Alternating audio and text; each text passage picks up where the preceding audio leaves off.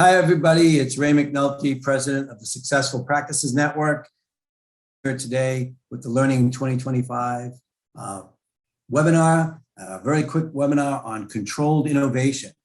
So I want to talk to you about controlled innovation. It's a process that we've developed at SPN that we're using in schools. And we call it controlled innovation because just basic innovation is difficult to do in a school that is managed by public funds and public boards. You've got to have a different approach to it. This is our approach.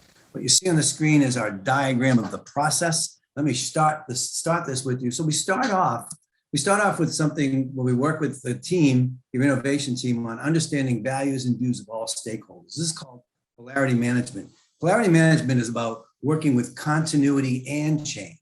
It's a very important process. We find it very valuable for school districts to understand continuity. We move from the polarity management model to the culture survey. This is a culture to test the readiness for innovation and basically innovation with your leadership and key teachers in the system. We've developed an innovation readiness survey that we do with districts, and we look for districts to have a good understanding of these areas that you see on the screen. And what we like to see is every district having at least a 3 on each of these readiness indicators before they launch into the balance of this work. This work then kind of takes on a look at the external environment and understanding change on the external side of this. On the external side, we operate up what's called a 3 horizons activity, where we look at current system, the vision, and then the entrepreneurial pieces in the middle.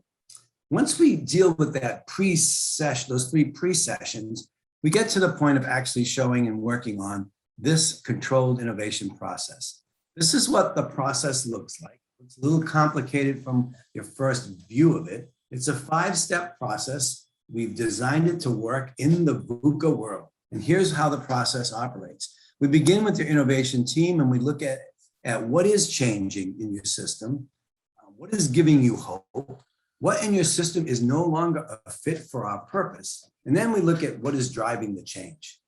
From there, we move on to the second step, which is let go and imagine. So what should our system be, and what should we stop doing? Some people don't see innovation as stopping doing something, but it is. What should we stop doing, and what should we start doing?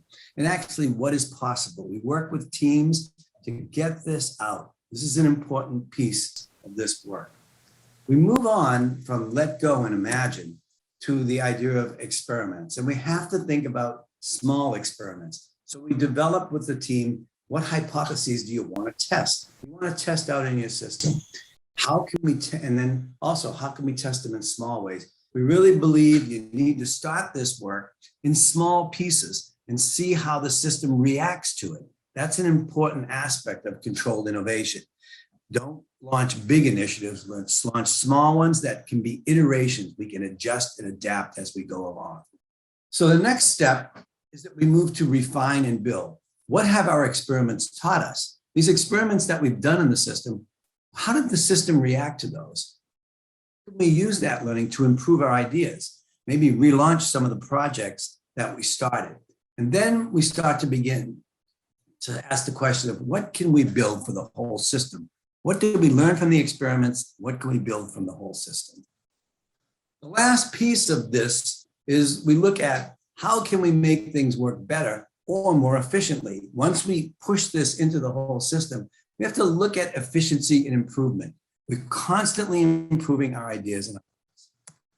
When you look at this whole process, you've just gone around the 5 steps. The piece that you have to understand is we build and develop an inclusive process. That's what I have up in this corner. And the enabler for all of this is trust. You have to have people understand from a psychological, physical, safety, and belonging perspective that we focus on those key attributes to build trust within the system.